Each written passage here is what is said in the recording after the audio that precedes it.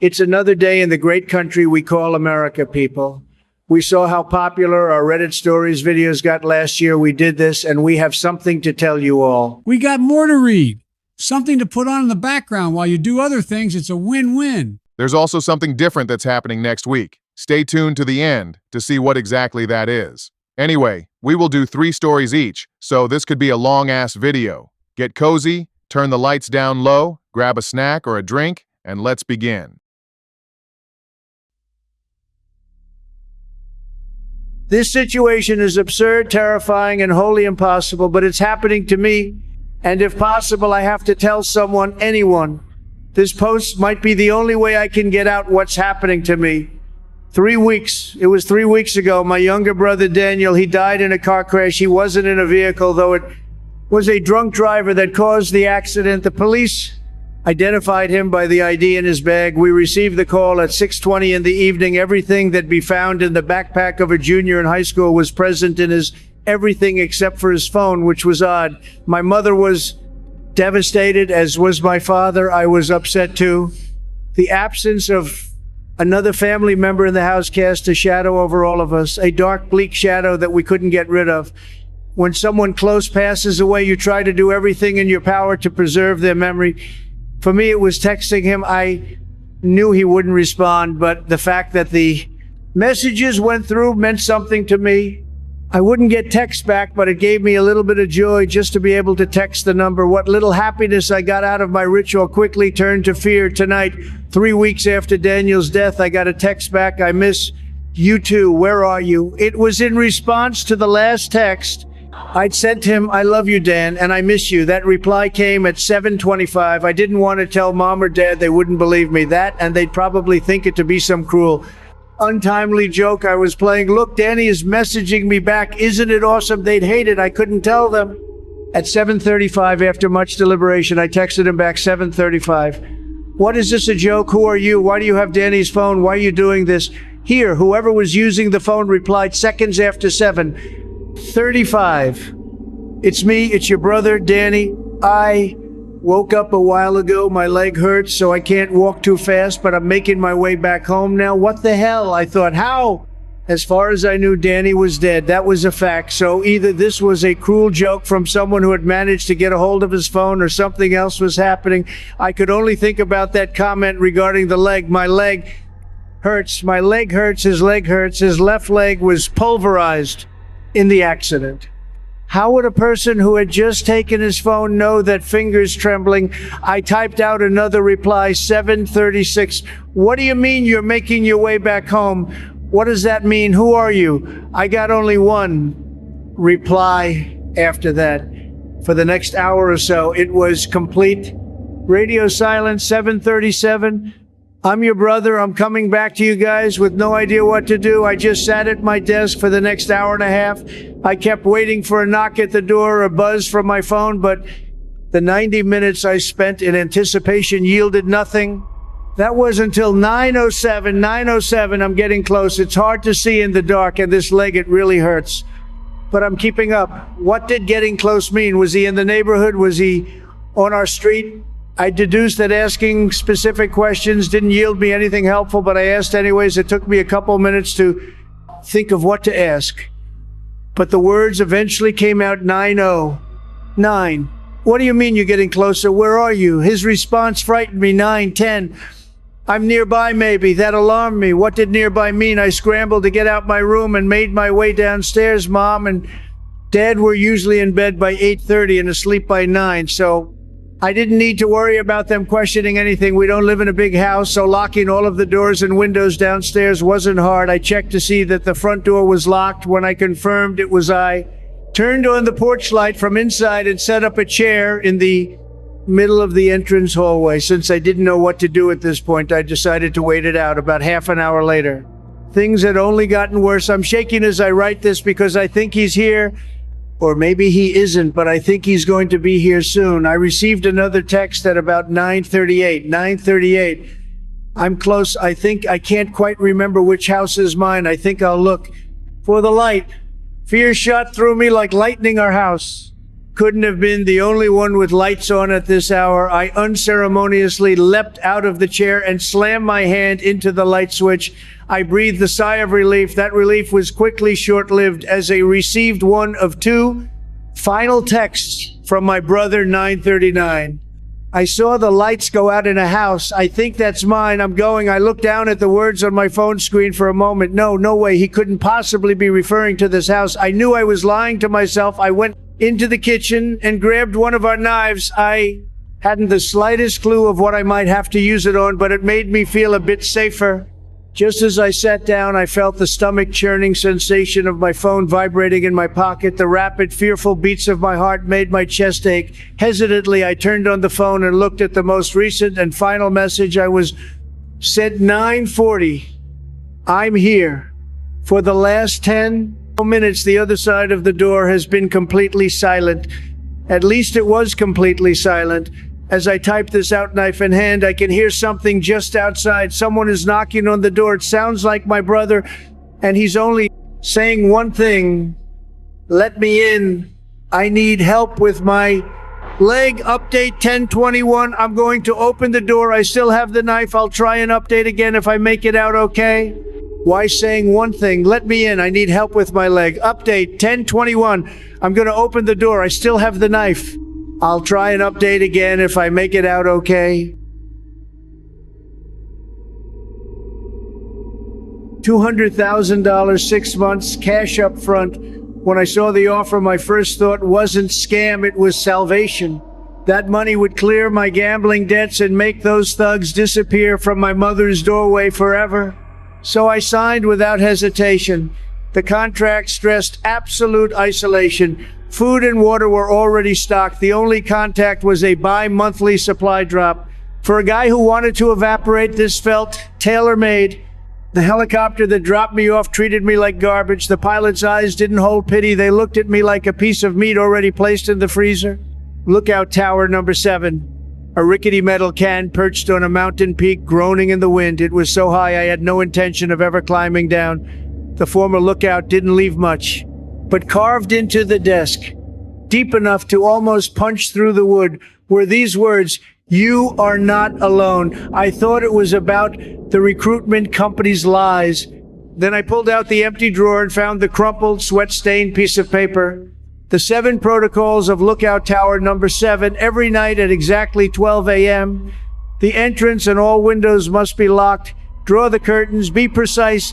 Never respond to any cries for help. No matter how desperate they sound, they are not human. If the radio starts playing jazz music outside of communication hours, immediately cut the main power to the tower. Wait 10 minutes in complete darkness and silence. Don't make a sound. Never look directly at any reflection that appears on the window glass at night. It is not entirely you. In the food storage room, only eat the blue labeled cans. The red labeled ones are not for us. I laughed, pinning the list to the wall as a piece of dark humor from my predecessor.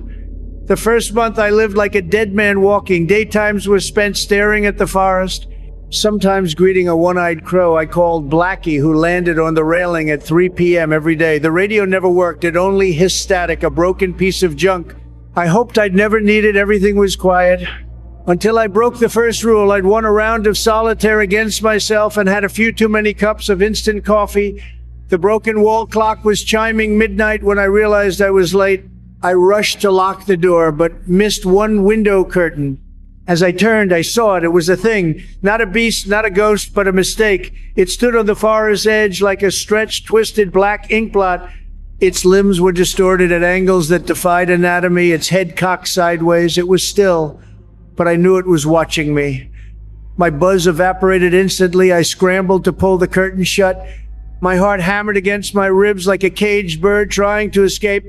From that night on, I stopped laughing. I considered leaving, but I knew I couldn't make it to civilization before dark. Staying here, despite the terror, was my only safe option. A few nights later, I woke up to screaming. A woman's voice, raw and frantic. "Help! Is anyone there? Save me." My hand froze an inch from the radio. Rule number 2 was burned into my mind. I didn't dare respond. I shut off the lights and huddled in the corner like a coward. The wailing went on for almost an hour, then abruptly turned into a low, satisfied chuckle.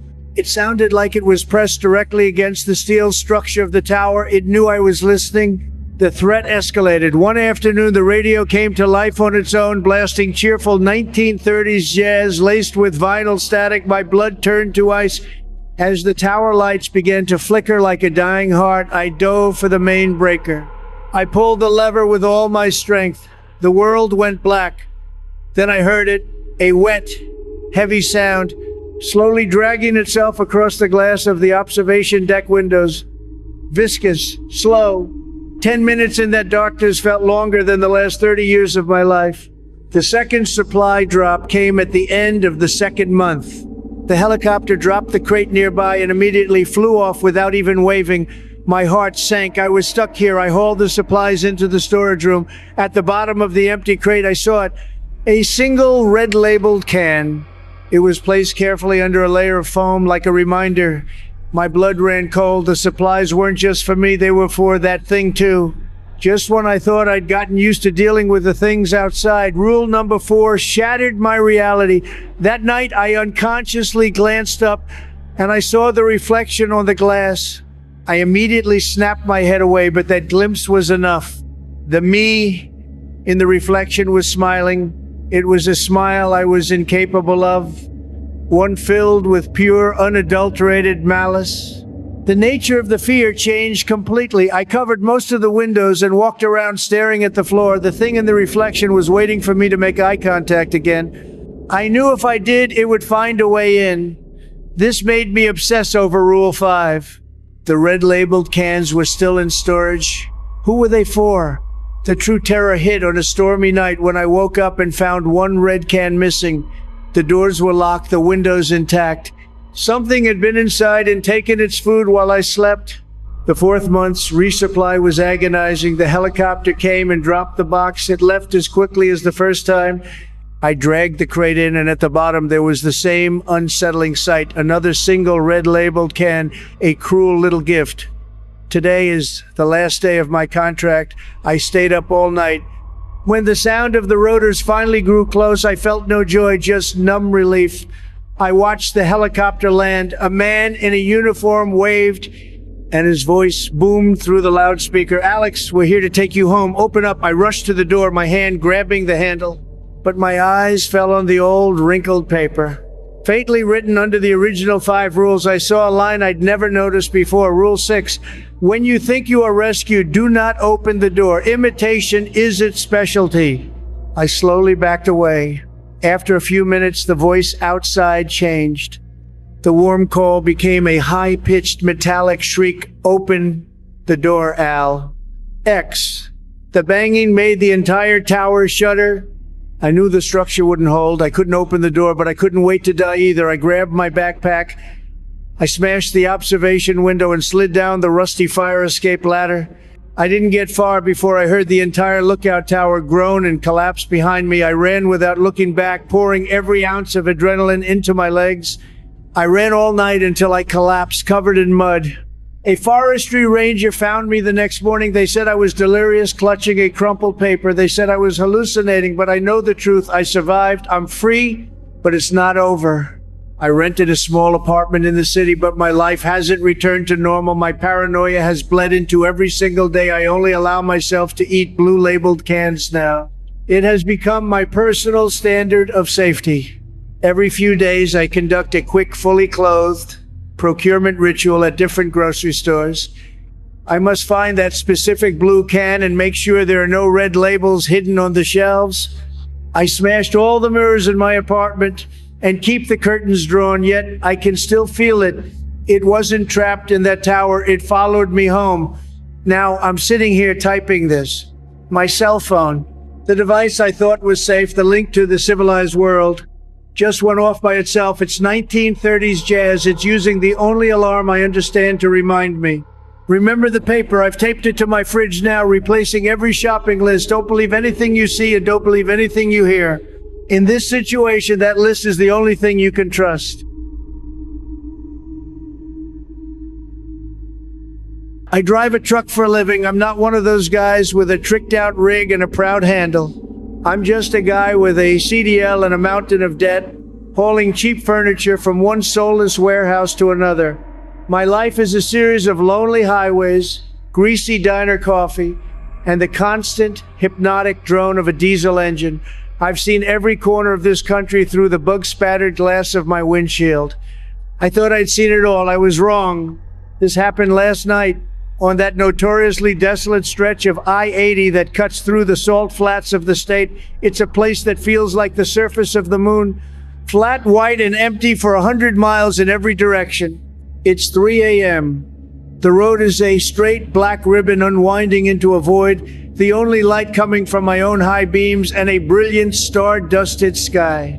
I'd been driving for 10 hours straight, pushing to make a deadline in Salt Lake City. My eyes were burning, my brain was a fuzzy, caffeine-addled mess. That's when I saw the flicker of movement. It was in the scrub desert to my right, at the very edge of my headlights' reach. My first thought was a coyote, or maybe a deer that had wandered too far from anything green. I kept my eyes on the road, but I was aware of it now. Then I saw it again. It was a tall, loping shape moving with a terrifying, unnatural grace. It was keeping pace with my rig. I was doing a steady 65 miles per hour. My blood ran cold. I took my foot off the accelerator, the truck slowing to 60. The shape in the darkness slowed with me, its long, spindly legs pumping with an effortless, fluid motion. My heart started to hammer against my ribs. I pushed the accelerator down, the engine groaning as the truck climbed back to 70. It sped up too, staying perfectly parallel to my cab, a silent, dark greyhound in the night. I couldn't make out any details, just its silhouette. It was vaguely humanoid, but too tall, too thin. Its arms were too long, its stride impossibly wide. It ran with a smooth, gliding motion, its feet seeming to barely touch the ground. This went on for 5 miles, an eternity. Just the roar of my engine and the silent, impossible runner in the dark. My logical mind was scrambling for an explanation, an optical illusion, a strange reflection in my side window, but it was too consistent, too real. My hand, slick with a cold sweat, reached for the CB radio. It was an old habit, a holdover from a time before cell phones. Most of the time, the channels were just a hissing, static-filled void. But out here, in the dead of night, sometimes you could find another lonely soul to talk to. I keyed the mic, my voice a shaky, hoarse whisper. Breaker 19, anyone got a copy out on I-80 eastbound, about 100 miles west of the lake? The static hissed back at me. I was about to give up when a voice crackled through the speaker. It was an old, weary voice, gravelly from a lifetime of cigarettes and truck stop coffee. You got a copy, driver. What's your 20? I don't know. I stammered. I think I'm seeing something out here. Something running alongside me. There was a long, heavy pause on the other end of the line. The static hissed and popped. When the old-timer's voice came back, all the weariness was gone, replaced by a cold, sharp urgency. Son, you listen to me, he said, his voice low and serious. You listen to me and you do exactly what I say. You see a tall, fast runner out there in the dark? Yeah, I whispered. Okay, you've got a pacer. We call them pacers. Now you're going to follow a few simple rules. You got that? Simple, but you don't break them, not for anything. What? What are the rules? Rule number 1, the voice crackled. You do not take your eyes off the road to stare at it. You see it in your peripheral vision. You keep it there. You do not give it your full attention. You understand? Okay. I said, my eyes glued to the white lines on the asphalt in front of me, even as my brain was screaming at me to look to my right. Rule number 2, you do not acknowledge it in any way. You don't flash your lights, you don't honk your horn, you don't talk to it. As far as you're concerned, it's not there, it's just a shadow, a trick of the light. You give it nothing. Got it, I breathed. And rule number 3, the old-timer said, his voice dropping even lower, and this is the most important one. Whatever you do, son, you do not stop your vehicle. Not for anything, not for a flat tire, not for a flashing light, not if the damn engine catches on fire. You keep that truck rolling until the sun comes up. You hear me? But what is it? I pleaded. What does it want? There was another long, heavy sigh from the other side of the radio. Kid, it's an escort. The problem is you don't want to go where it's taking you. You just keep driving. You keep your eyes on the road and you drive east. Pray you got enough fuel to make it to dawn. The radio went silent. He was gone. And I was alone again with the silent runner and his 3 terrible rules. I tried to focus. Eyes on the road. Don't acknowledge it. Don't stop. It sounded simple enough. But the presence of it, a constant, loping shadow in the corner of my vision, was a screaming distraction. I glanced down at my GPS, hoping the familiar, comforting sight of the digital map would ground me.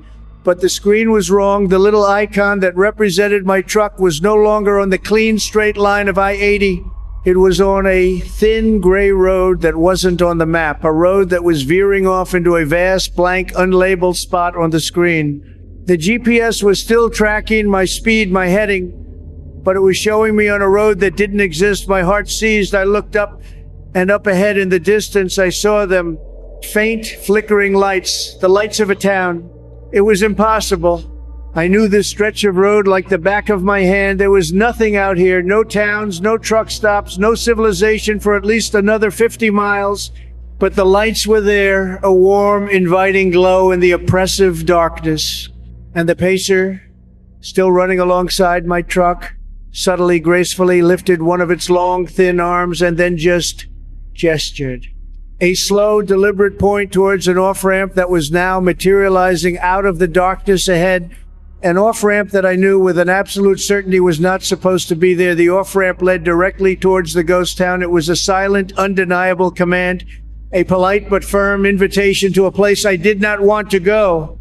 Rule number 3, do not stop. But what about turning? The old-timer hadn't said anything about turning. My hands were slick on the steering wheel. The pull to turn, to follow the lights, to follow the pacer's silent instruction was a physical thing, a magnetic urge. But the old man's terrified voice was a louder sound in my head. You don't want to go where it's taking you. I kept the wheel straight. I kept my eyes on the road ahead, on the true, real, lonely ribbon of I-80. I ignored the phantom off-ramp. I ignored the silent, pointing arm in my periphery. The moment I passed the off-ramp, the atmosphere in the cab changed. The air grew cold, heavy, and the pacer. It was no longer loping gracefully. The smooth, fluid motion was gone, replaced by a jerky, angry, frantic pumping of its limbs. It was still keeping pace, but it was a movement of rage, of frustrated energy. I had disobeyed. Up ahead, I saw flashing lights.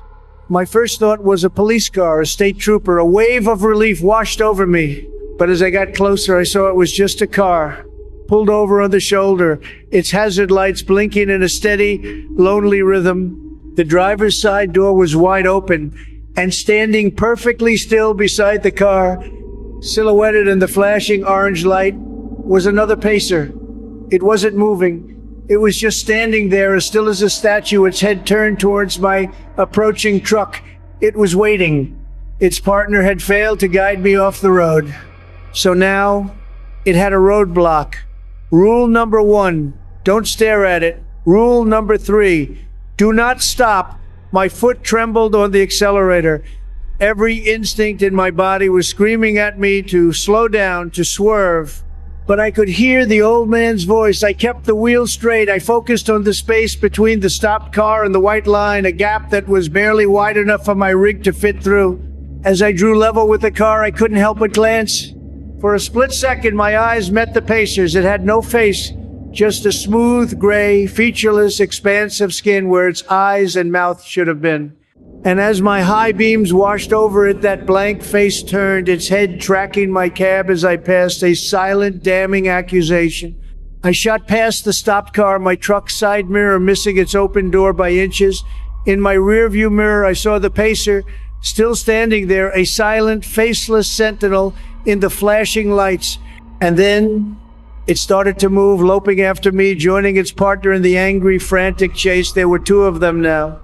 The next few hours were the purest, most distilled form of terror I have ever known. 2 loping, silent shapes in the darkness, one on either side of my truck. The road in front of me seemed to warp and twist, the white lines writhing like snakes.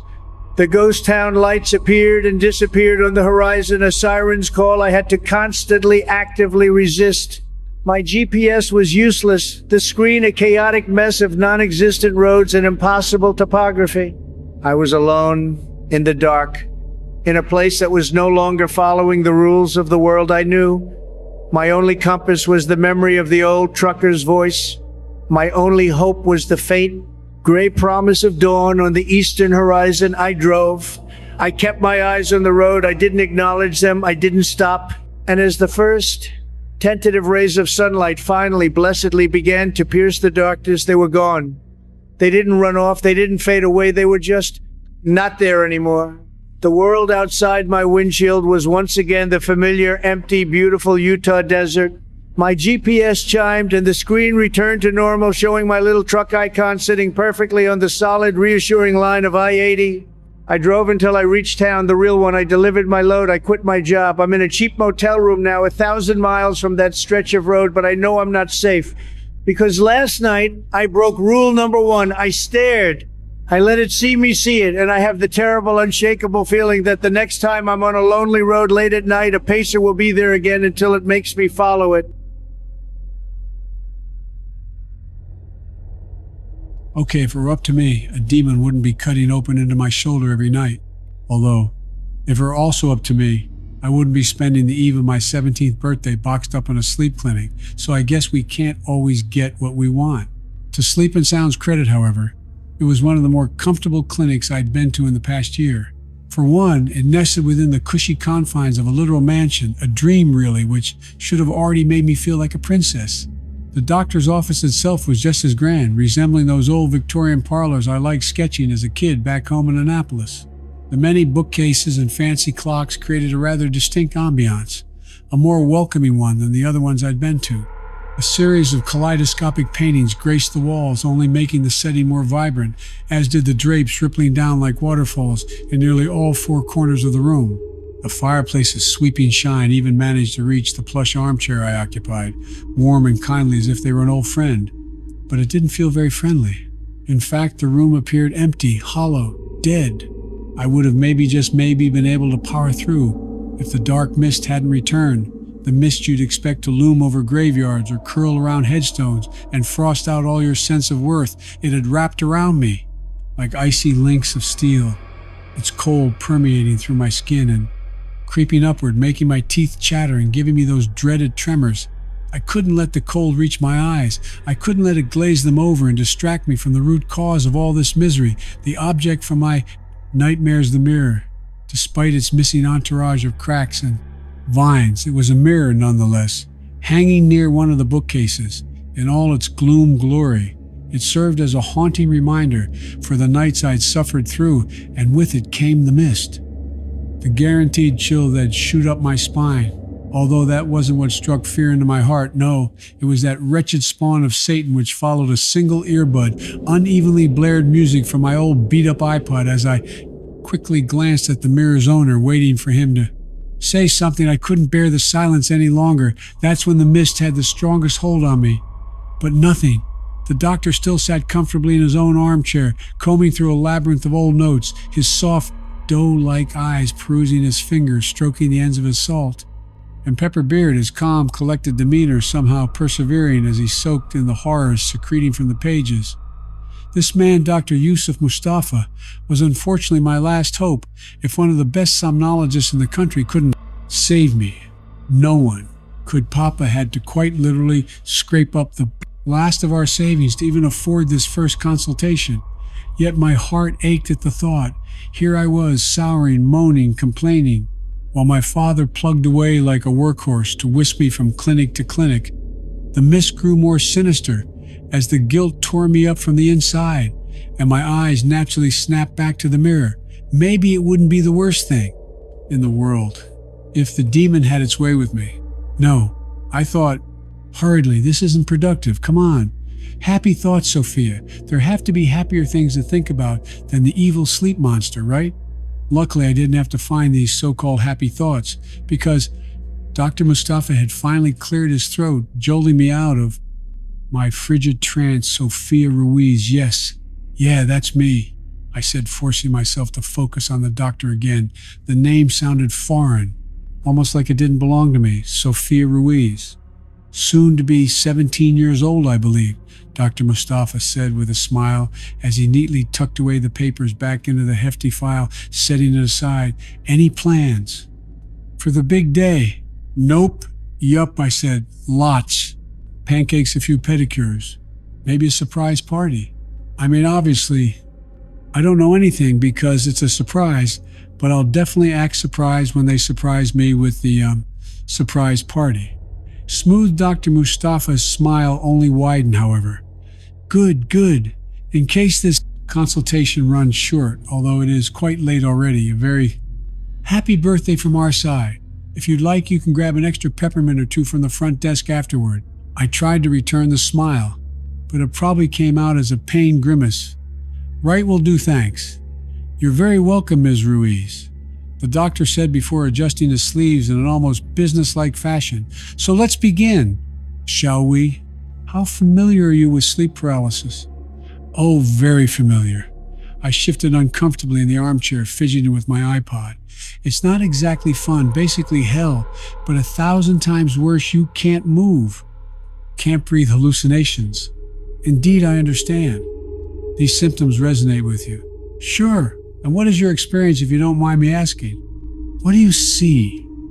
Things I feel like I shouldn't be seeing. I said, trying to construct my answer in a way that wouldn't melt the doctor's brain from the get-go. Something told me colleges wouldn't accept manslaughter as an extracurricular. You know, like those beheading videos floating around online, or when you accidentally stumble upon your parents. I resisted the urge to physically demonstrate the act using my fingers. Procreating. Ew, procreating. Dr. Mustafa furrowed his eyebrows. My apologies, but I'm having a hard time following. Look, I said, squeezing my eyes shut. I don't know how to explain it, and I don't know if you're going to believe me. You're probably going to say it's all in my head. It's an abstraction of grief, a manifestation of my trauma, or whatever. I stole a quick glance at the mirror. But hey, don't worry. I know my mother's gone. If she was here, she would be here, right? But this isn't about her. It's something way beyond that. Something different. Something real. I didn't dare break the uncomfortable silence that followed.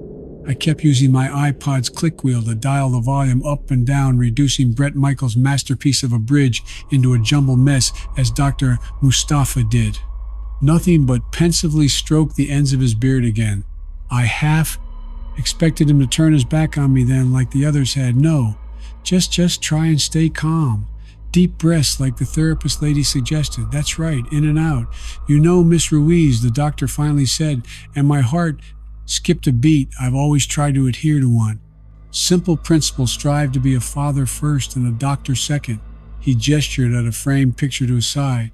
A sharp sensation stabbed at my stomach. The cold now worse than before.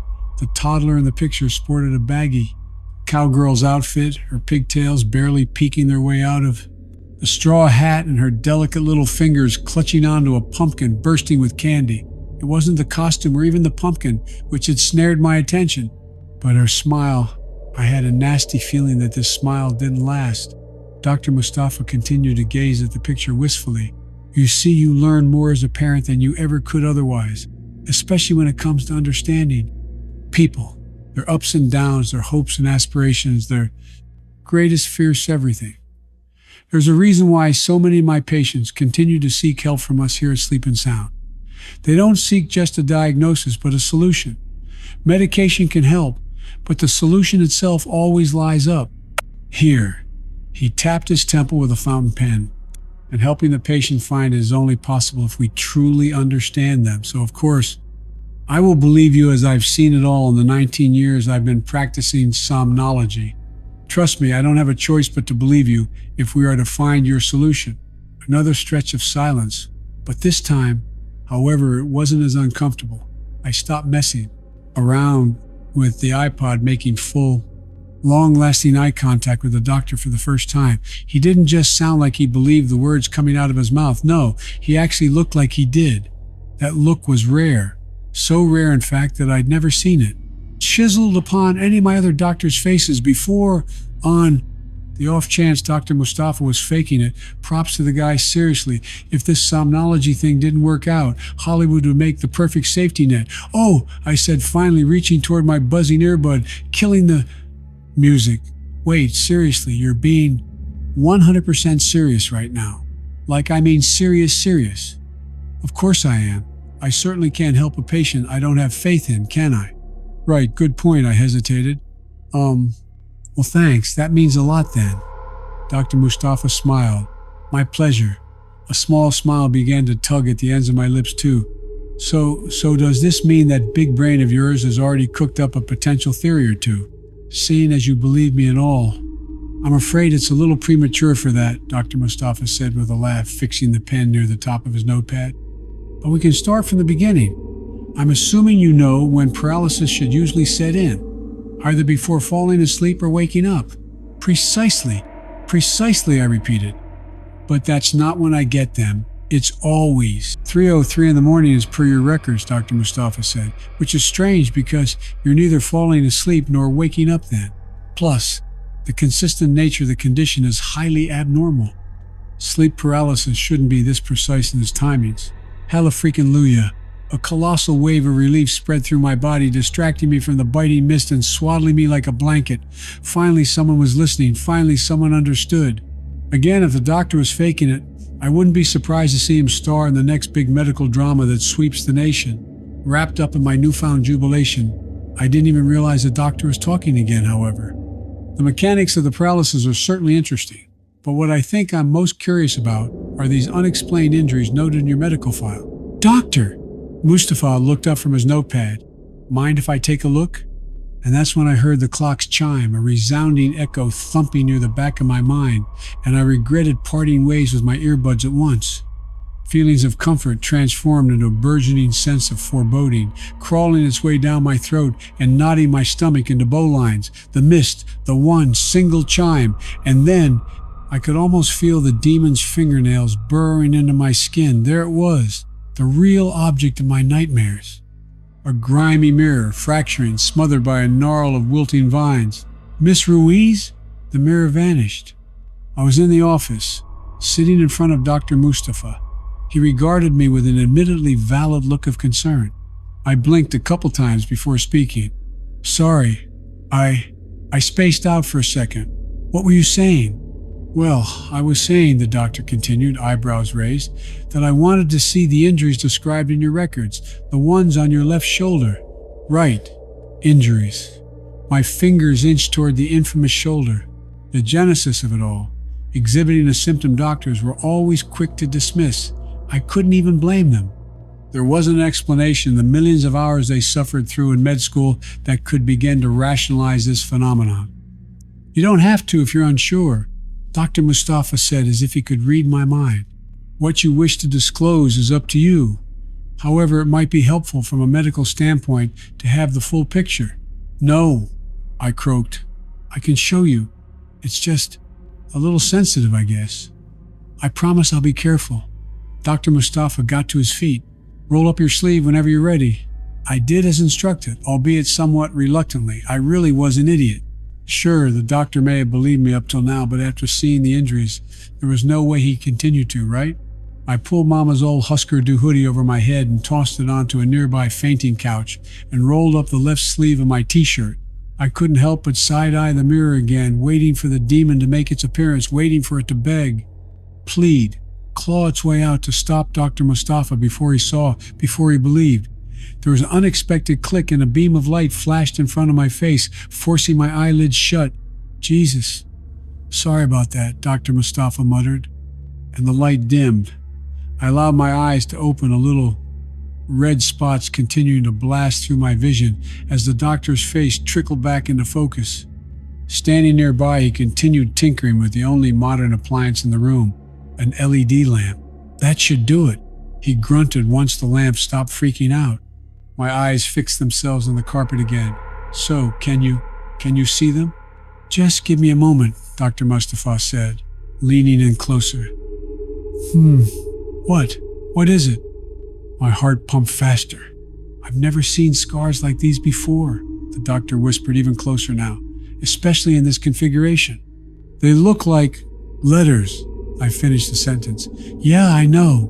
What did you say has been attacking you again, Ms. Ruiz? I pursed my lips. I don't think I did say. Not yet anyway. Your file mentioned a monster. Did this monster play a part in inflicting these injuries? Another flash, the mirror.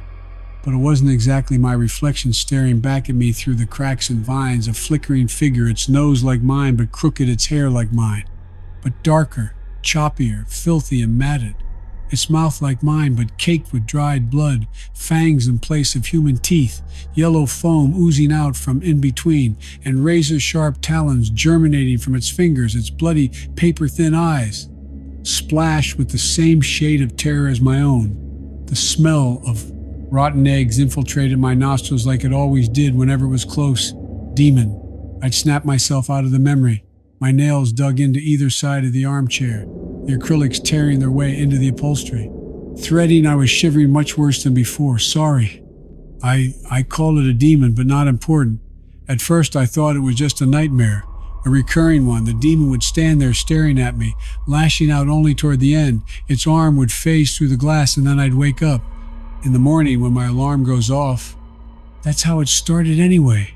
And then what did it become? Real. I said, having to clamp my teeth together to stop them from chattering.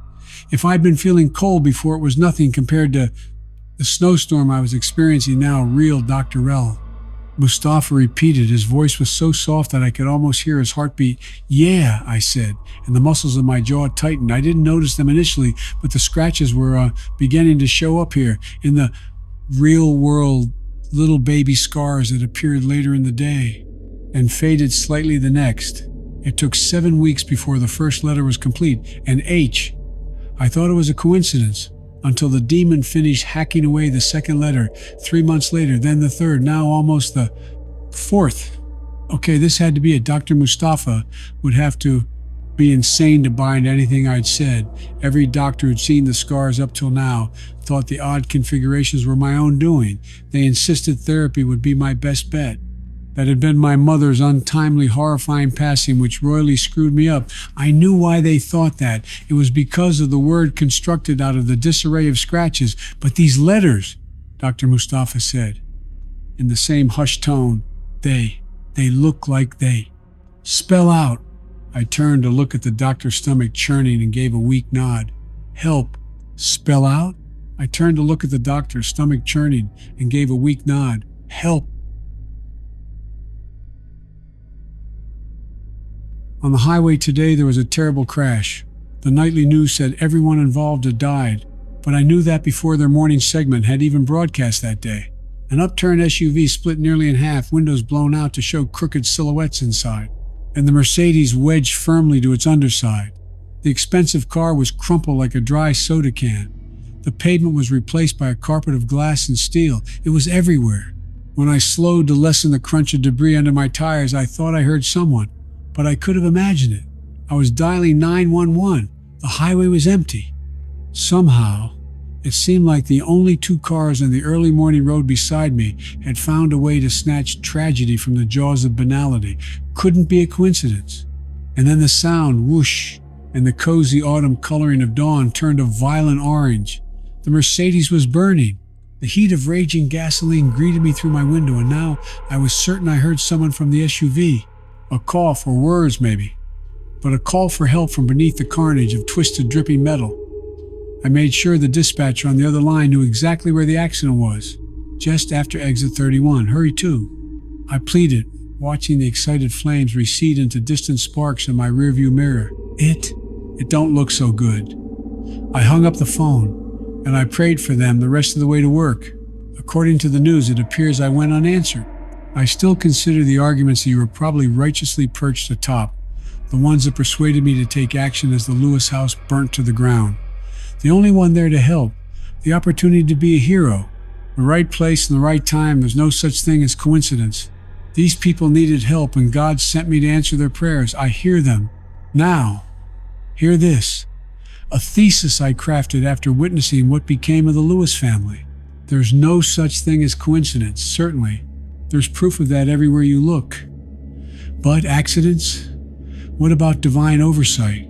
What if I was actually in the wrong place at the wrong time? What if some bad things are meant to happen? The crash, the house fire, and I was simply an extraneous variable. What if I was a field mouse that ignorantly slipped through a crack in the slaughterhouse doors as the cleavers began to swing? Jesus, what if God has no hand to play in some things? The Lewis lived in my neighborhood, just round the bend. Sweet family, as nuclear as it gets, Mr. and Mrs. Lewis and their little boy and girl. The night of the fire, I woke up in my bed sweating. A little unusual, but the more I tried to fall back asleep, the stronger an irrational thought demanded my attention. Something was out of place. Hard to describe, but everything felt weird. Liminal, like the feeling of an abandoned carnival, dark and defeated, refusing to act the way it was designed. I turned the LED lines of my digital clock towards me and sat up in bed. They traced an impossible number, 2:53 a.m. downstairs.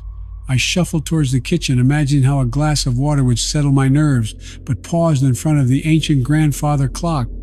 The clock had never seen any issues in my lifetime, but now the minute hand looped over itself, bouncing to and fro across the 1-2 o'clock mark.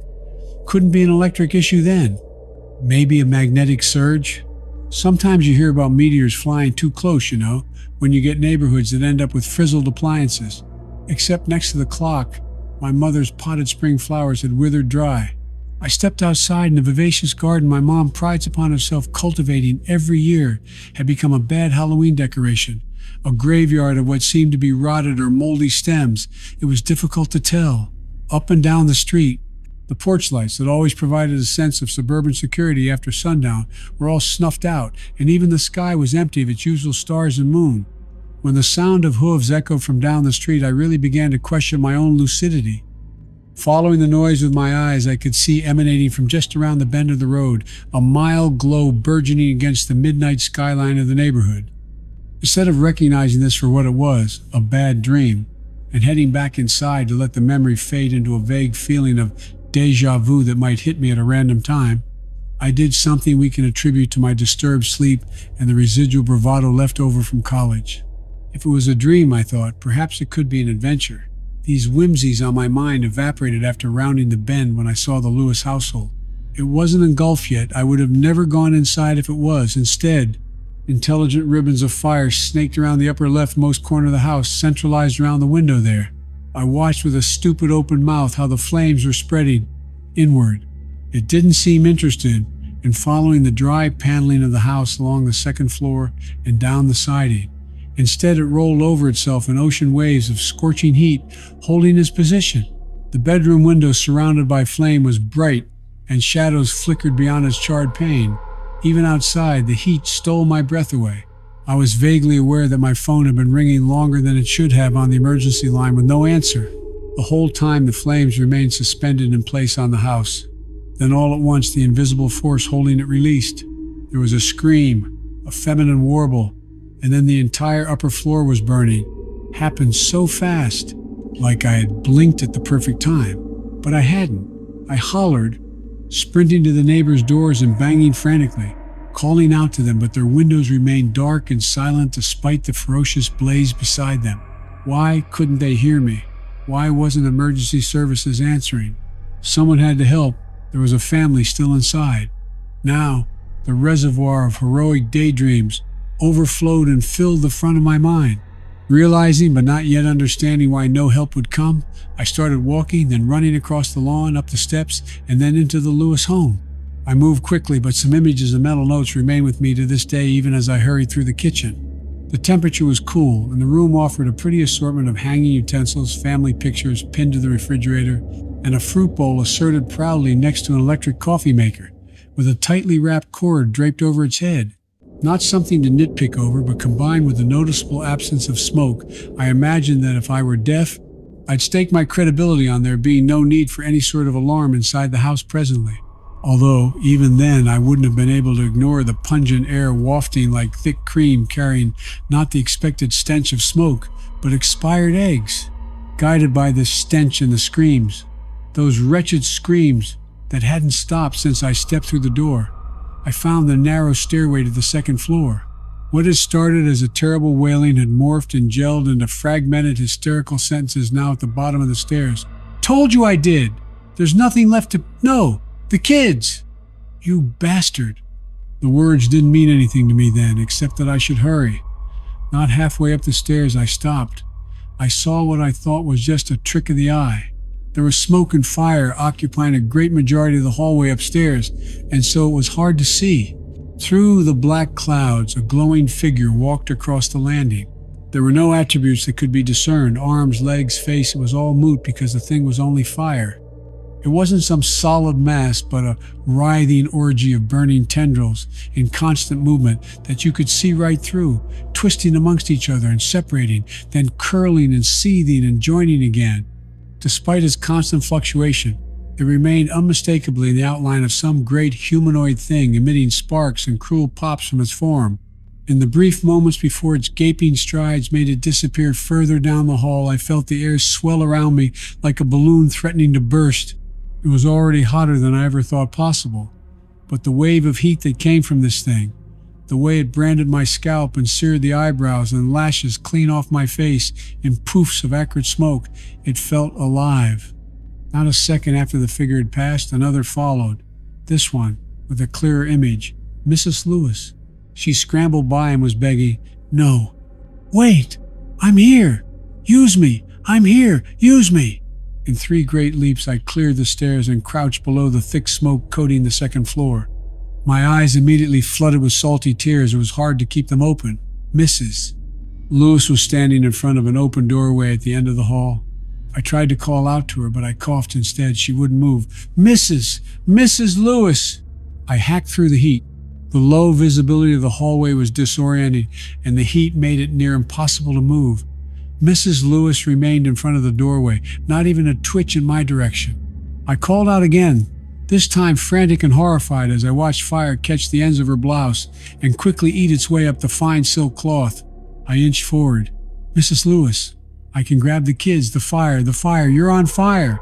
I'd read the rest of this paragraph in this story, but it's disgustingly detailed. Let's skip ahead a bit for those who are squeamish, and to allow me to even read this since Voxbox is a sensitive piece of shit. Mr. Lewis staggered across his yard, following our long shadows away from the crumbling house. His lips moved, but I couldn't hear. When the ringing in my ears finally quieted, I was beginning to catch tidbits of what Mr. Lewis was saying. "Forgive me. My trespasses like I forgive the trespassers against me. Oh, John, and lead me away from temptation. Deliver me from evil." John, you can't even get the words right. "Would you like me to finish them? For thine is the kingdom. You have chosen your kingdom, the power, the glory forever. Amen." I tumbled to the grass as Lewis collapsed to his knees. Those words, they weren't the product of warm air pushed through vocal cords. They were just simply there, dense, brought about by the impenetrable smoke. They hurt my ears and echoed like they came from the depths of a cave. They held my eyes closed and forced me to listen. Lewis sounded like a child who lost a card game. Indignant, beaten, he said, "I've given you far more than you've asked. Do you offer him as well? Will it help? Will he satisfy you?" A pressure on my neck bore down on me, cutting off the air. I offered my own silent prayers to any deity aware of me. "It is your name, John Lewis, that is on my list. Those who sought barter with the abyss know of a price etched in blood. We will take your bribes and still collect on your debt. You have damned your blood of your own accord, and your prescribed suffering only increases. They wait screaming for you in the furnace." The pressure disappeared. I watched through slits in my eyes. Poor Lewis rose to his feet. He wandered towards his house, towards a living fire that ate his home. Something waited for him on the doorstep, wrapped in flames. Something draped in hooks and chains, blowing black smoke from its nostrils and drooling lava from its pointed teeth. They stepped through the door together, and behind them it shut. Not a floorboard nor a scrap of drywall remained. Somehow, no one noticed the destruction of the Lewis home until it was a smoldering heap in the brown grass. The happy family that brought baked mac and cheese to the monthly block party and extra folding chairs to the Park District soccer games just in case were already fading memories now. The neighborhood rehearsed, huddled in their church masses, and during the little chats they stopped to have while they walked their dogs. Oh, a tragedy, all right. They moaned, shaking their chins and rubbing their foreheads. And the kids, too, didn't deserve it any more than the rest of us. but everyone seemed to be a little looser around the joints. Old Miss Fay, a house over from the Lewises, had never enjoyed her neighbors and became isolated after a cat had turned up skinned and drained, hanging by its tail from a tree. She'd accused the Lewises, said she'd heard the strange languages they sang in after sunset. No one believed her, of course. The Lewises had what every family in the neighborhood wanted. A week ago, there was a beautiful family absent of jealousy or internal strife, a freshly waxed Porsche in the driveway, and the admiration of the community. Now, Miss Fay hummed and poured water over freshly planted lilies.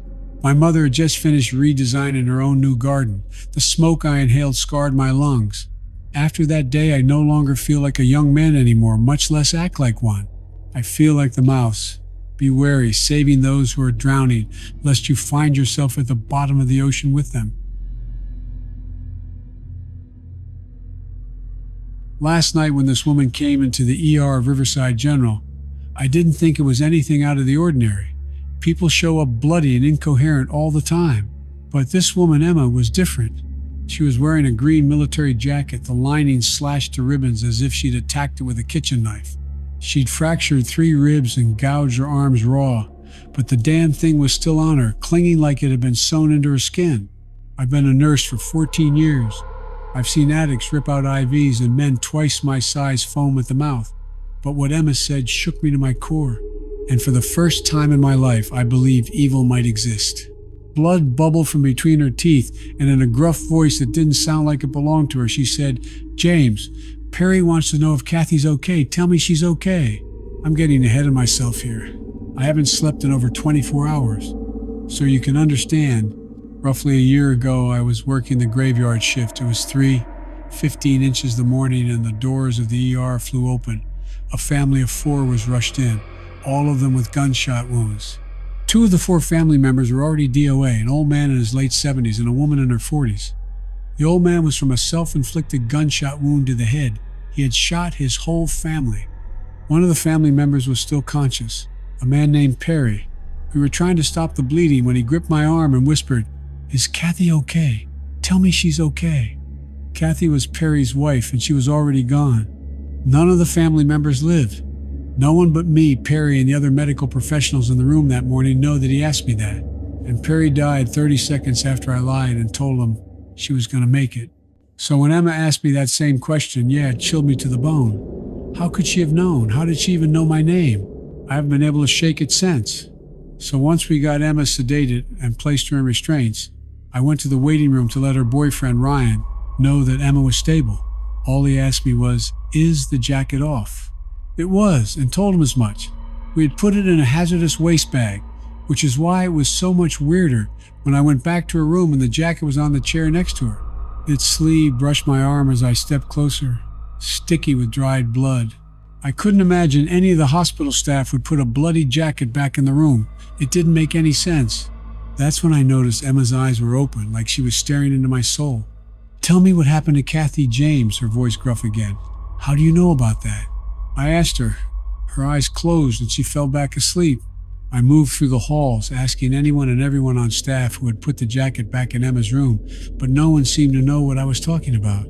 It got to the point where I started getting strange looks. One of my colleagues asked if I was feeling okay. I wasn't, I'm still not. I went back to the room and the jacket was gone. So then I checked the storage room, the jacket back in the hazardous waste bag.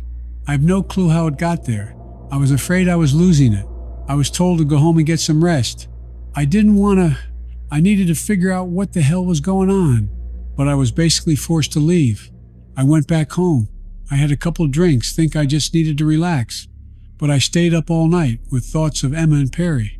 I couldn't understand how they were connected. It was proof of an afterlife. I'd seen people die over and over, and now it felt like evidence that we didn't simply cease to exist. That maybe the people I loved, someone I'd lost, might not be gone forever. My mind infected, which is why I decided to go to the house where Perry and his family were murdered. The house had sat vacant since the murders, which made it easy to slip in through the back.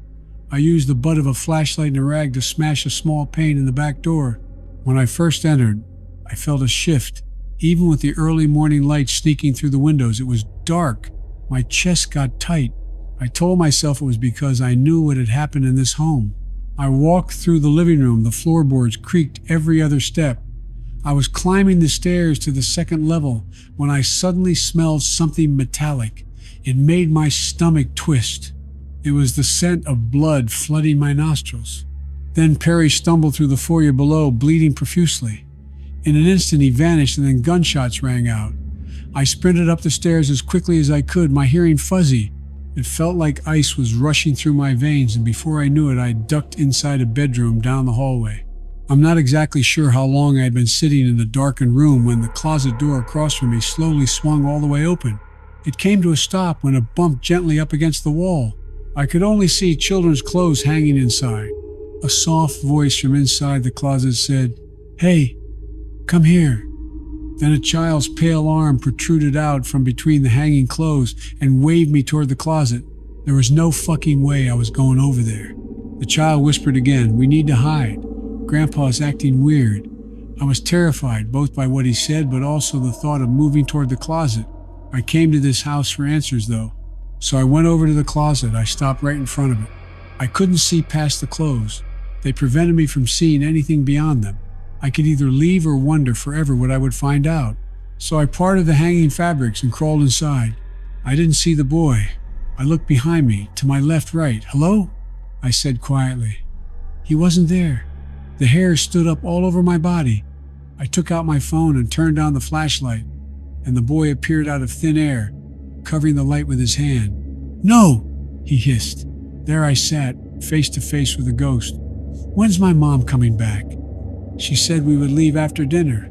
His big eyes looking up at me. I realized he was scared. "Do you know a woman named Hannah?" I asked him. The look on his face shifted. His fear vanished, replaced by a strange recognition. "You know who I'm talking about, don't you?" He stayed silent. I could tell he knew something. "She was my wife." I can't tell you how badly I wanted him to say something, and I think he was about to. Then we heard furious footsteps pounding up the stairs from below, and I snapped back to being scared. "Shh." He cut me off with a harsh whisper. He backed himself further into the closet, hiding as best he could. His bedroom door flung open and smacked into the wall. I could barely see out from behind the clothes, but I had a sliver of a vantage point and caught sight of someone walking in. "Joshua?" An old man's voice called out. I heard a rifle being cocked. I couldn't see him anymore, but I could hear his footsteps. It felt like forever, but must have only been a few seconds when he moved back into my line of sight. He turned slowly toward the closet. "Joshua, are you in there?" He walked over to us methodically. I could hear my heartbeat, thumping like a freight train. I looked to the little boy whose eyes were shut tight. I looked back out to the room, and the old man was settled right in front of the closet. Something fell to the ground. It was dentures. The old man said something, but it was mumbled. He reached down, and his hand was covered in blistered sores. He snatched up his dentures and popped them back into his mouth, because I could understand what he said next. "Close your eyes." I looked over to the boy. He was gone. When I turned back, the old man was standing right in front of me. The hanging clothes slid aside on their own, and the barrel of a rifle leveled with my face. It was a split second, but I swear he was wearing the same green jacket Emma had tried to slash off herself. Then just like that, he fired the gun. I saw the spark of the barrel and heard the crack of the chamber right before I closed my eyes tight. I felt something hot and sharp tear across my cheek. I was still screaming when I opened my eyes back up. The room was suddenly empty. The old man was gone. The silence was so complete it felt unreal. For a moment I thought maybe it hadn't happened. Then I felt it, a warm trickle sliding down my face. I touched my cheek. My fingertips came away red. Blood. My blood. This was proof. Proof that something beyond our world existed, and that jacket has something to do with it. I left and I didn't drive home. I went back to the ER. I walked the halls to the storage room where I last saw the jacket. But the jacket was gone. The bag it was in, empty. It must have moved, I thought. It must have gone back to Emma's room. I walked in and she was asleep. My eyes scanned the room for the jacket. It wasn't anywhere to be seen. Emma's eyes snapped open. "Where am I?" she said. The look in her eye was different. She looked around the room, completely lost, innocent, and scared. Then all the lights in the ER went out. It was suddenly pitch black. The noise of panic began to swell into the room from outside. Then I smelled smoke, cigar smoke. It was strong, so strong that I began coughing and choking on it. The red glow of a lit cigar appeared. Its embers shed just enough light for me to make out the face of the old man where Emma had just been. The lights came back on and it was Emma again, the innocent look in her eyes gone. It was like she was looking into my soul. "Ryan has it," she said in that gruff voice. Then she said, "I can help you talk to Hannah again." I didn't even say anything. I couldn't. I was too tempted. I would have let her go. So here I am, sitting behind the steering wheel of my car in the ER parking lot. I don't know what to do next. Do I go inside and let Emma out? Should I go find Ryan? I don't know what to do. If you don't hear from me again, it means something awful has happened. And if that's the case, let the police know that James, the ER nurse from Riverside General, is probably dead or worse.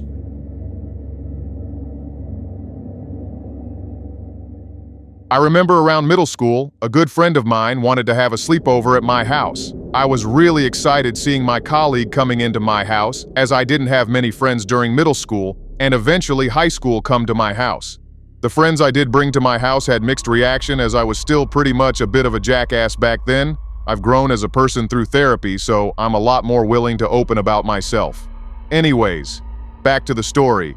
While me and my friend were in my room just hanging out, such as playing Super Smash Bros. Melee and Ty the Tasmania Tiger 2 Bush Rescue Rangers on the GameCube, my friend and I got pretty exhausted, and we decided to go to bed. I got prepared for bed, brushing my teeth with the usage of an automatic floss machine which stores water, creating a hydro pump perfect for getting food particles off as I still had braces at the time.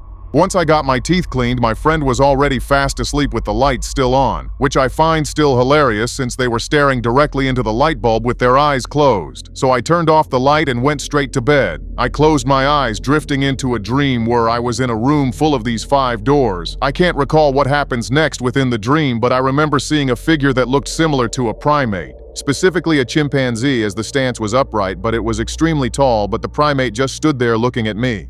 I might have picked a door to see the primate in the first place, but again, my memory of the dream I had is vague. The last I recall from the dream was the chimp running towards me before I heard a loud boom similar to a lightning strike. I woke up, sweating and breathing heavily as I felt my heart beating rapidly and entire body shaking. I heard my friend snoring loudly and high winds, meaning that a storm was hitting my area. It explained the loud boom coming from my dream was outside. My body wasn't moving, lying straight toward the ceiling, though I could still move my neck. However, when I moved my neck down and to the left, I saw a figure standing there looking directly at me. The figure stood with a black cloak with glowing red eyes, having a large scythe, and its entire face being a skull form. This, my friend, was death staring straight at me while I was having a sleepover. The figure stood there for about, a couple seconds before I blinked and the figure disappeared. I was fully awake and able to move my entire body. I was shaken, afraid, so I looked at my friend who was heavily sleeping and decided to wake them up. I told them about death, the figure in the room, looking at me, and my friend thought I was crazy or pulling a prank on them. Eventually, my companion just went back to bed while I stood there wondering if I was just having a sleep paralysis. However, I remember when I headed back to my bed, I thought I heard a small whisper that resembled cold air brushing through my ears. The whisper stated, "You shall perish one day without knowing." I looked around the bedroom to see who was speaking to me. Nothing. There was no person nor figure, not even my friend was talking to me. They were fast asleep and started snoring. I crawled back to bed, still looking around to see if death returned for me, but there was nothing in my room. I closed my eyes, and then there was nothing, however. I heard one finale whisper that said, "Rest now, but you will be alone soon." The next morning, I told my parents about what I saw last night, but they didn't believe me, thinking that I was having a sleep paralysis. The thing is, I still remember them being there, and now I sometimes that voice and those glowing red eyes, sometimes I still see them during a stormy night, and sometimes even during the day. I've always been fascinated by the ocean. It covers most of the earth, yet we still don't know what all lives there. That's why I joined a research project by a company devoted to documenting sea life. Me and my co-workers, Cindy and Lance, had been assigned to monitor an area in the Atlantic that the company believed was part of the migratory path of basking sharks. Our job consisted of dropping anchor in an area in the Atlantic, then lowering a camera down to observe the area and document any basking sharks passing through. For the last 3 days, we witnessed 12 crabs, 32 fish, and 0 basking sharks. Lance made a remark about how we had the task of watching for the one camera-shy species of fish in the entire ocean. That night, Cindy and I were out on the deck looking at the now blackened seas, when suddenly Lance shouted from the cabin, "Cindy! Madison! Come look at this!" We both ran over to the cabin, and Lance was pointing at the monitor. Right here. Lance was pointing at something in the monitor, save for the light on the camera. Everything else was black, except for what looked like faint light in the distance. "What is that, Lance?" Lance looked at the light again, then back at us. "I don't know. Maybe it's an ROV from another ship?" I almost considered it, but remembered this area was exclusive to our company. "But we're supposed to be the only research vessel for 30 miles. Could we check the archived footage of the 3 previous days? Maybe we can see when this thing started creeping over the horizon." "Way ahead of you, Madison." Lance went over to our second monitor and began scrubbing through the footage of each day until we got to this morning. And it started right here. Lance slowed the footage down. That's when the light began to crest over. And it's been coming this way ever since.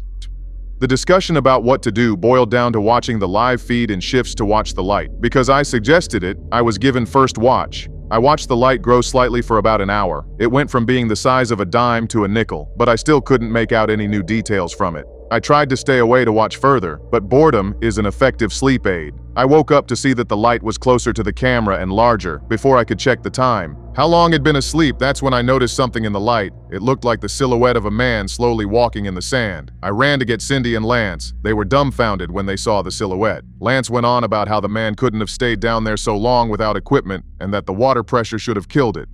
Cindy was more concerned about the glow it was giving off. I looked back at the feed to see that the man had stopped walking and alerted Lance and Cindy of this. We stared at the screen as the light around the man started to dim, then he turned his head to look right at our camera. Lance was the first to realize what this meant. "Someone go to the crane and pull the camera up." Before we could leave the cabin, Cindy pointed out that the man had stopped looking at the camera and was walking away. A moment of relief turned to terror as the boat suddenly bobbed. It had grabbed the anchor. We all ran over to the stern. Looking over the edge, we saw that same orange light rapidly rising. It was climbing up the anchor chain. Somehow it could climb much faster than it could walk. Within minutes, the light was only 10 feet away from us. The growing orange light was followed by the water around the chain boiling. Then, as it was out to breach the surface, we stumbled back as the man's head came out of the water, steam coming off of it as the man climbed onto the boat. What stood before us was a 7-foot humanoid figure. He was bare but had no private parts and was built like a bodybuilder. His skin resembled the color of burned wood, with lots of cracked open wounds that had a faint orange glow emanating from them. His eyes were a solid orange and also gave off a similar glow. We stared at the thing that had just crawled up the anchor chain to our boat. Cindy was the first one to say something to it. "Hello?" The man looked at Cindy. I swear the light inside him got brighter as he replied with a voice that was deep and sounded slightly distorted. "Why were you watching me?" We stared at the man. Again, it looked like his body kept growing brighter. I tried to keep a neutral tone with my reply. "Our apologies. We were out here to observe marine life that migrate in this area. You come to watch me. I've seen your machine before, a giant black eye that comes down to observe me. Then when I get close, it rises back up before I can catch it. This time you weren't fast enough again," I asked. "Why are you watching me?" I didn't know how to respond. None of us knew this thing existed, but apparently the company did, Lance tried to explain. "Look, we didn't even know you were here. Other people have been paid to come to this area, and they were most likely told that this was to observe marine life as well." The man looked at Lance. Its faint glow had become comparable to a lantern now. "If you did not intend to watch me, then you will surrender your ship to me." Cindy was the first to object. "Listen, I know you're upset, but we can't just give you our—" Lance cut Cindy off. "We would be glad to. Just give me a minute to get our life raft, and it's all yours." I couldn't believe what Lance had done, leaving us to die on a life raft while this thing got to keep our boat and go God knows where with it. Cindy immediately objected. "Lance, we can't just give the ship to him." "Of course we can, Cindy. This poor guy's probably been walking across the ocean floor for a very long time." Lance walked into the cabin, leaving us with this thing. The glowing never stopped amplifying. But now I could see in the lights on the ship that actual heat was coming off of him as well. I worried that he could have been radioactive. While waiting for Lance, I felt compelled to ask this thing a question. Why were you walking across the ocean floor? The thing tilted its head before responding. My purpose is to arrive at the new land and destroy it. My only way of getting there is to walk. The boats of wood could not withstand me. As he continued, I finally noticed the smell of burning wood. I looked down and saw smoke coming out from under his feet. Where is your associate? Suddenly, Lance ran out with a harpoon gun. Right here. With that, Lance fired a harpoon at the man. It reacted to the projectile with incredible speed. It grabbed the harpoon, its body glow quickly changing from orange to yellow, then finally blue. The cracks in its body opened further as fire started coming out of them. The harpoon was now glowing bright orange, bending and melting in its hand. As it let the molten metal fall to the deck, it looked at Lance with rage. Humans never learn. The man moved at a horrifying speed, grabbing Lance by the neck and taking him over to the starboard side. The man's fire diminished because it was now enveloping Lance. We watched as he screamed and flailed in agony. I was taken out of my trance by Cindy suddenly darting past me to get into the cabin. I turned to see if the man had noticed, but he was still burning Lance alive. Cindy came back out holding a fire extinguisher. Get to the crane controls. I'll see if I can cool him down. I didn't question Cindy's suicidal plan. I just ran over to the controls and watched as she ran over to the man who had just finished thoroughly burning Lance to death. Freeze, fucker! Cindy proceeded to spray the man with the fire extinguisher, causing him to drop Lance's body into the water, while I moved the crane as fast as I could towards it. Cindy ducked just as the arm of the crane struck the man, sending him into the water. His splash was followed by the area he was in steaming and bubbling. I set the cable on the crane to retract while Cindy started raising the anchor so it couldn't climb back up. After that, we started up the motor and hauled ass back to the marina. We were both pretty certain the company wouldn't believe us. Even with video footage and footprints burned onto the floor of the deck, when the time came to talk to our boss, he told us that the footage we'd gotten was excellent and that Lance's accidental death was a tragedy. The company had decided that Lance was trying to cook something in the cabin's small kitchen when an at the time unknown defect in the stove created an explosion that set Lance ablaze. He ran out, leaving a trail of burned footprints, and jumped overboard to put himself out. I didn't contest the narrative, and neither did Cindy. It was obvious that the company had dealt with this thing before, and no amount of contesting would make them even partially admit what really happened. Shortly after, we were both let go as the research project was deemed complete. I eventually did get a permanent job with another oceanic research company, and after a year the nightmares stopped. I still think about the man walking across the ocean floor. I'm not sure where the new land he was referring to actually is, but every time I see news about fires breaking out in coastal towns, a chill runs down my spine.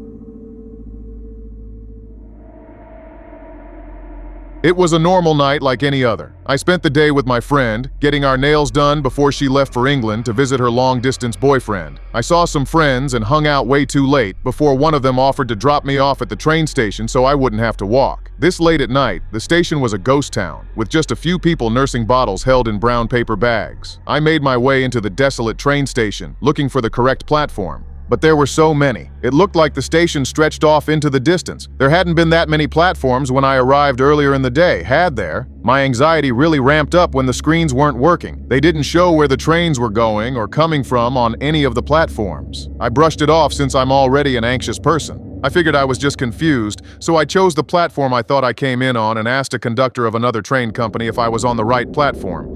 He said I was, but my train was unusually late. He told me to go to the other platform across the way if my train didn't show up 10 minutes before its departure time. A few minutes after that train left, my train arrived. The doors opened, so I figured I could go and sit down early before anyone else showed up. It struck me as odd I didn't see anyone leave the train, but I just figured nobody was in this particular train car coming out this specific door. Too late for anyone working, too early for anyone to be coming home from the bars. I had made my way up the stairs to the second level, sat down next to one of the screens, hoping it would tell me where I am in my journey, but it was blue screened with the words, "He's dead, Jim," scrawled across the screen, along with some other font that was too small for me to read without my glasses. It was weird, but I thought I could just listen to the loudspeaker and actually pay attention to figure out where I was. My phone had no service underground in the subway, so it was just an expensive paperweight at that point. The train began moving, but the voice over the speaker was wrong. Demonic, one might say, full of random beeps and blips. I brushed the worry off and started looking out the window, watching for the station signs to start passing us by. None did. It was all just a blur of darkness outside the window. Shit. I heard the speaker come on again. unintelligible noise assaulted my eardrums before the transmission ended in a hiss that sent chills down my spine. I could hear someone laughing in the distance, but it sounded wrong. Rather than being full of mirth, it sounded panicked, the way someone laughs when they're nervous. This was when I began to truly realize that something was off. I looked around, trying to catch a glimpse of the other passengers, mostly to see if any of them looked as freaked out as I felt. The train car was mostly empty at that moment, but I could see a woman with tears streaming down her face while she smiled. A man was staring very intently at the wall. Rivulets of something dark slowly dripped down the back of his neck from under his baseball cap. It was in that moment I knew. I fucked up. A girl walked by me. Long black hair completely covered her face and she wasn't wearing any shoes. She trailed thick black streaks with each step she took. More people had started filing in at that point, but we hadn't made any stops yet. I didn't know where they were coming from. A man walked in and sat down across from me. His eyes were practically glued to his phone, but when he did look up to see the passengers around us, he startled. A pitiful squeak escaped his lips, causing everyone else in the train car to turn towards him. He was staring at someone down the train who I couldn't see. As panicked sobs started to escape his lips, he managed to croak out, "Her eyes! What the fuck is wrong with her eyes?" I didn't know what to do. I simply made eye contact with him and tried to slyly shake my head to tell him not to draw attention to us. The passengers didn't stop staring at him until a conductor with a strong stench of decay and burning plastic showed up and led him away. He didn't fight it, just let the conductor drag him away while seemingly frozen in fear. So now I'm sitting here, trying to control my face and not let on that I shouldn't be here. I can hear voices further down the train, almost like stage whispers that I can't quite make out. There have to be other normal people on this train. There's plenty that look normal, but they all seem unfazed by what's going on around us. I'm scared, and now that I'm on the train, I don't think it's taking me home. Well, boys, I can confidently say that this was as smooth as me catching the illegals like Pokemon. Gotta catch 'em all, right? I hate how you use that damn song to try and be sly and comical while separating families and shit. Obama, you did similar shit. It just wasn't as televised as much since you're not as irritating as a fat walking Cheeto. Anyway, enough of me gloating about how I make America great once again each and every day. We got an announcement for next week. That's right. Next week, we will end off Spooktober with something never done on this channel before. It won't involve us, but instead, our own editor will be live streaming here on YouTube. He barely streamed in the past, but he is confident enough to give it another go to end off the month. He will be streaming the full release version of No, I'm Not a Human. We've played the demo a year ago, but now that the game is fully out with more characters, a lengthier story, and more stuff to do with randomized possibilities, he thought he'd take the game on personally and stream for all to see. That does mean we are absent for it because there's no way we can be there for it since the technology for that shit isn't there yet. He also streams on Twitch as well. He pretty much plays whatever he wants right now, and he tends to stick to older titles since he's a goddamn stubborn old head trapped in a 28-year-old body. We hope you enjoyed this Reddit horror story video, and we will see you all later. At least for a little while longer, that will be discussed in due time.